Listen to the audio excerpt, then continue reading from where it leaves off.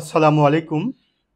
আপনারা যারা বিসিএস এর ভাইবার প্রস্তুতি নিচ্ছেন, তাদেরকে আজকে আমি অত্যন্ত ইম্পর্টেন্ট কিছু বিষয় অবগত করব, যেগুলো স্পেশালি বিসিএস ভাইবা বোর্ডে প্রশ্ন করা হয়।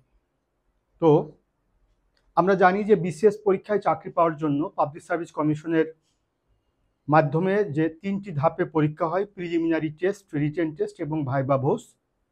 এই ৩টি ধাপে আমাদের চূড়ান্তভাবে পাশ করতে হয়। তো তার আগে আমরা কে কোন ক্যাডারে আসতে ইন্টারেস্টেড, এই ব্যাপারে আমাদের প্রত্যেকেরই একটা ক্যাডার চয়েসের একটা লিস্ট থাকে, যেটি আমরা যখন বিসিএস পরীক্ষায় আবেদন করি, সে আবেদনের সময় আমাদেরকে উল্লেখ করতে হয় যে আমি কোন ক্যাডারকে প্রায়োরিটি দিচ্ছি, অর্থাৎ কোন ক্যাডার আমার কাছ থেকে সবচেয়ে বেশি প্রায়োরিটি পাচ্ছে এই ক্যাডারটি পাওয়ার ক্ষেত্রে। সে সুবাদে আমরা প্রথম পছন্দ, দ্বিতীয় পছন্দ, তৃতীয় পছন্দ, এভাবে পছন্দ ক্রম করি, যেটিকে আমরা বলি ক্যাডার চয়েস লিস্ট।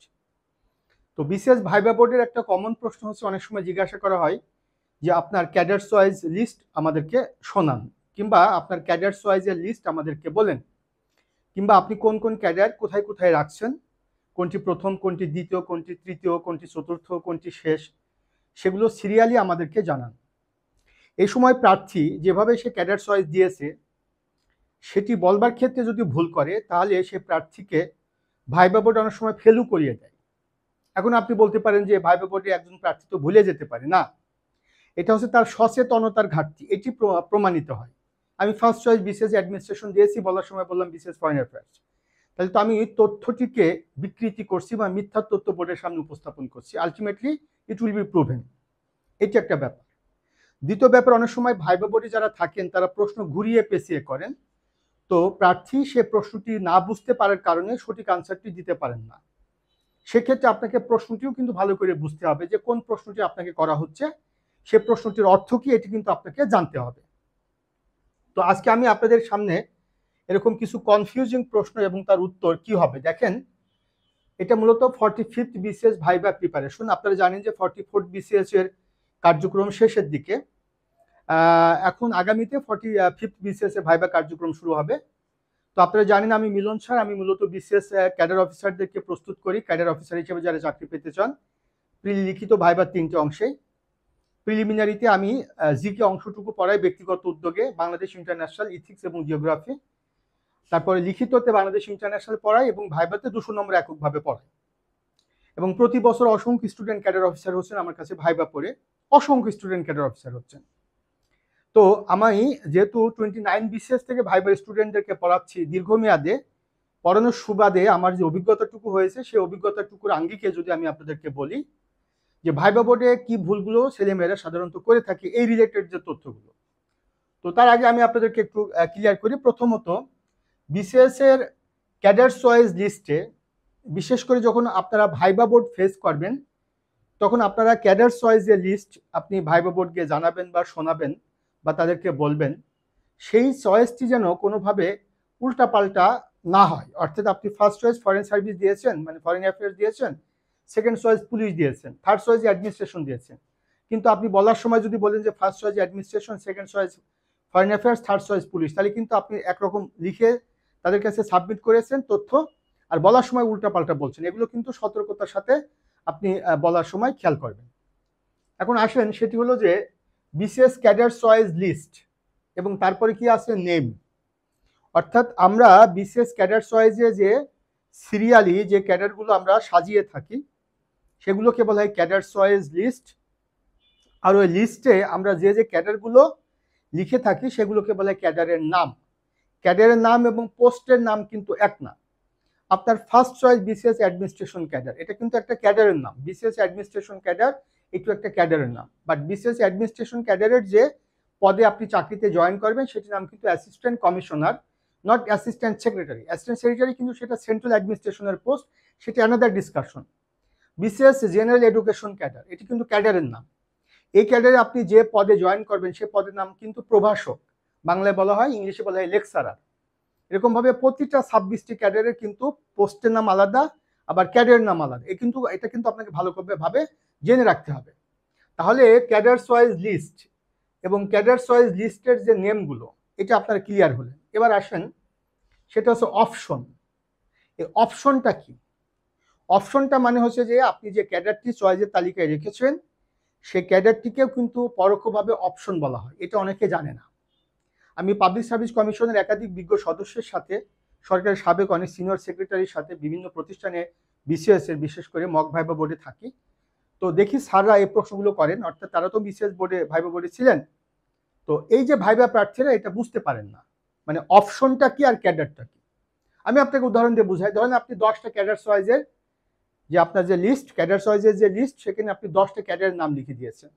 আপনার ফার্স্ট চয়েস বিসিএস অ্যাডমিনিস্ট্রেশন মানে প্রথম, দ্বিতীয় বিসিএস পুলিশ, তৃতীয়ত বিসিএস কাস্টমস অ্যান্ড এক্সাইজ, চতুর্থ বিসিএস ট্যাক্সেশন, পঞ্চমত বিসিএস অডিট অ্যান্ড অ্যাকাউন্টস। এভাবে আপনি 10টা চয়েস দিয়েছেন। এই 10টা চয়েসকে মূলত আপনাকে অপশন বলা হয়। তার মানে আপনার প্রথম পছন্দ বিসিএস অ্যাডমিনিস্ট্রেশন ক্যাডার, এটির আরেকটা অর্থ হচ্ছে আপনার প্রথম অপশন বিসিএস অ্যাডমিনিস্ট্রেশন ক্যাডার। অর্থাৎ আপনার first choice BCS administration cadre, এর মানে হচ্ছে আপনার first option BCS administration cadre. আপনার second choice BCS police cadre, এর অর্থ আপনার second option BCS police cadre. তার মানে আপনি যেটিকে ক্যাডার চয়েস তালিকায় রেখেছেন সেটিকে আপনাকে মনে রাখতে হবে, সেটির আরেকটি নাম কিন্তু অপশন। তাহলে ধরেন আপনি প্রথম পছন্দ বিসিএস অ্যাডমিনিস্ট্রেশন ক্যাডার, আপনাকে ভাইবা বোর্ডে জিজ্ঞাসা করা হলো which is your first choice, আপনি বললেন স্যার বিসিএস অ্যাডমিনিস্ট্রেশন ক্যাডার, অথবা which cadre you have taken as first choice in your cadre choice list, sir BCS administration cadre. যেভাবে প্রশ্ন করুক না কেন, ঠিক এই প্রশ্নটা যদি অন্যভাবে করে, মানে এই আনসারটাকেই অন্য প্রশ্ন যদি আপনাকে কনভার্ট করতে হয়, তাহলে সে প্রশ্নটি কি হবে? তাহলে সে প্রশ্নটি হবে which is your first option. ভালো করে বোঝার চেষ্টা করেন। যদি আপনাকে বলা হয় which is your first option, তাহলে এর অর্থ হচ্ছে আপনার প্রথম পছন্দের ক্যাডার চয়েসের নাম জানতে চাচ্ছেন। এরপর যদি জিজ্ঞাসা করা হয় which is your last option, তখন এর অর্থ হচ্ছে আপনি যে ক্যাডারটিকে লাস্টে চয়েস দিয়েছেন সেটি আপনার কাছে জানতে চাচ্ছেন। Which is your third option, এর অর্থ হচ্ছে আপনার তৃতীয় পছন্দের যে ক্যাডারটি চয়েসের তালিকায় রেখেছেন সেটি আপনার কাছে জানতে চাওয়া হচ্ছে। তাহলে আশা করছি তিনটা জিনিস আপনার ক্লিয়ার হলেন। একটা হচ্ছে ক্যাডার চয়েস লিস্টের যে নাম, অর্থাৎ ক্যাডারের নাম, আর ওই ক্যাডারের নামটাই কিন্তু প্রশ্ন করতে পারে অপশন আকারে, বা which is your first option, which is your second option.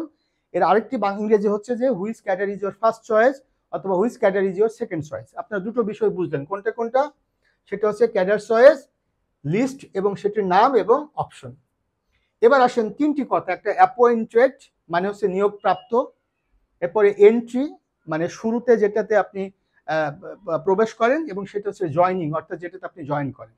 তারপর কি আছে? পোস্ট। তিনটা শব্দ। তাহলে অ্যাপয়েন্টেড পোস্ট, এন্ট্রি পোস্ট এবং জয়নিং পোস্ট শব্দগুলো কিন্তু তিনটা, বাট উত্তর কিন্তু একটা। অর্থাৎ বিসিএস এ আপনি চাকরি পাওয়ার পরে যে ক্যাডারে আপনি চাকরিটি পেলেন সেই ক্যাডারের অনেকগুলো পদ আছে।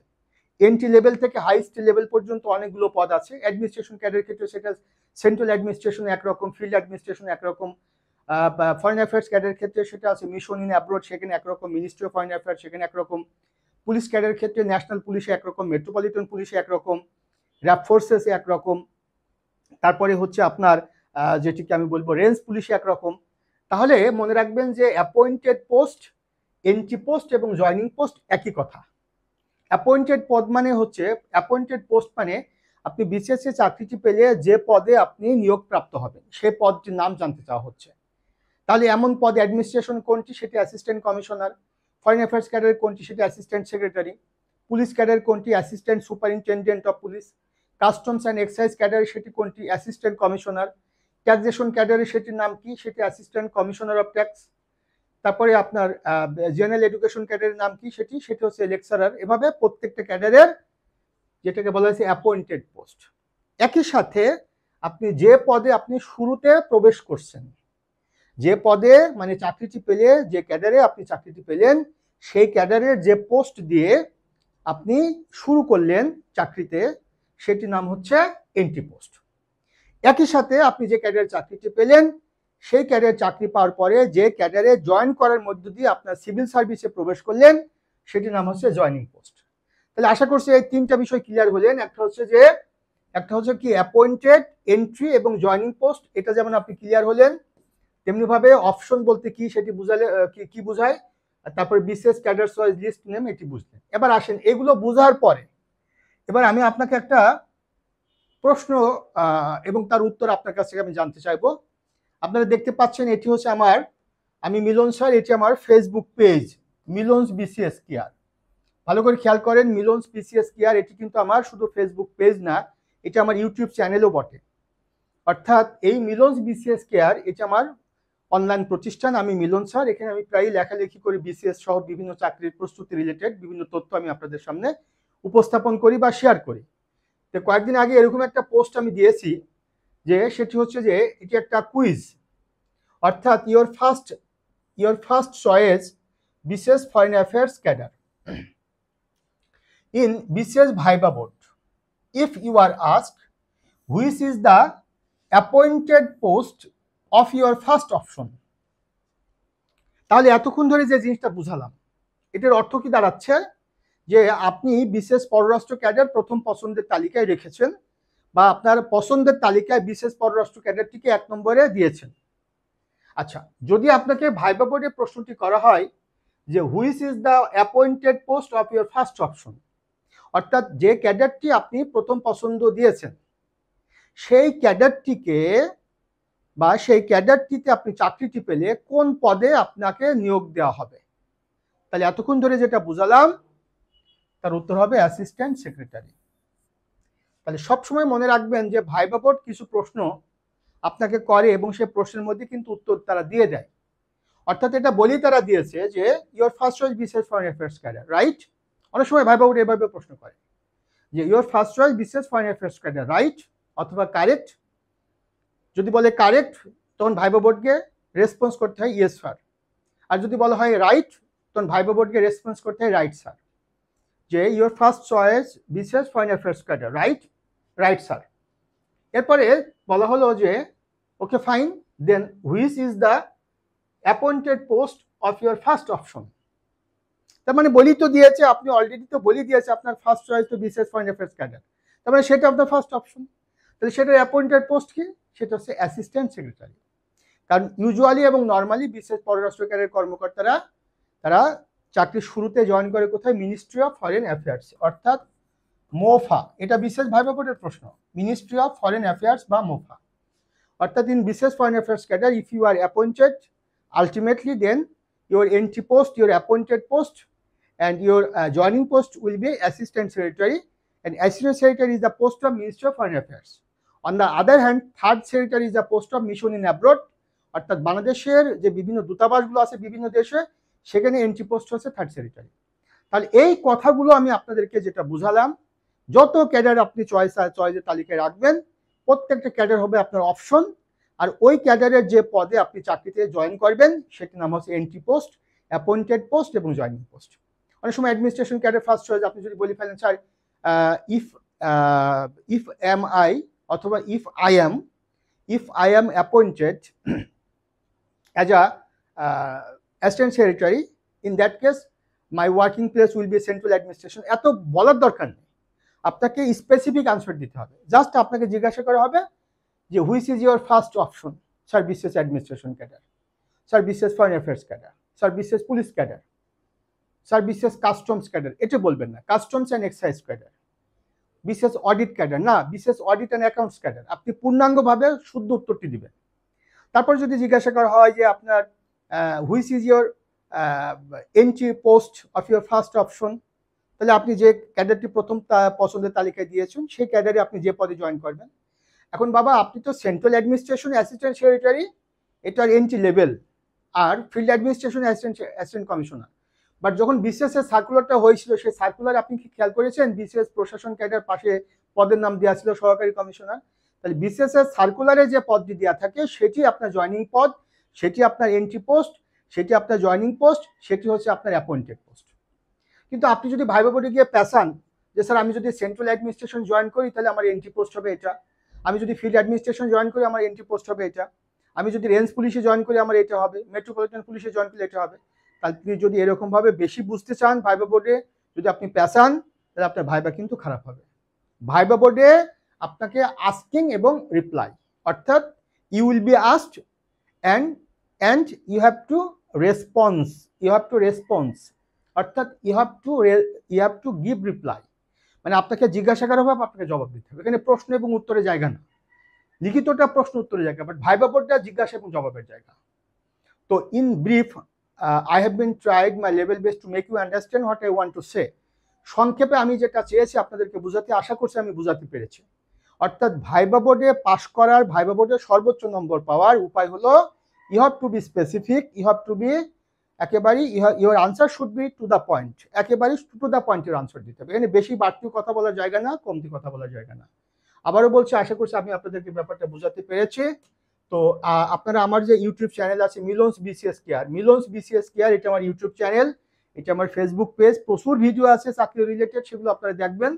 আর আপনারা যারা 45th বিসিএস 45তম বিসিএস এর আমার ভাইবা কোর্সে যুক্ত হতে চান, আমার সাথে কমিউনিকেট করবেন, বা আমি আপনাদেরকে আমার ফোন নম্বরটা, হোয়াটসঅ্যাপ নম্বরটা দিয়ে দিচ্ছি 01712282980। এখানে আপনারা হোয়াটসঅ্যাপে আমাকে নক দিবেন, আমার সাথে কমিউনিকেট করবেন যদি 45তম বিসিএস এ ভাইবা কোর্সে ভর্তি হতে চান। আর আমার এই ভিডিওগুলো নিয়মিত দেখবেন, আশা করছি আপনার একটা ভালো প্রস্তুতি হয়ে যাবে। সবার জন্য শুভকামনা। আসসালামু আলাইকুম।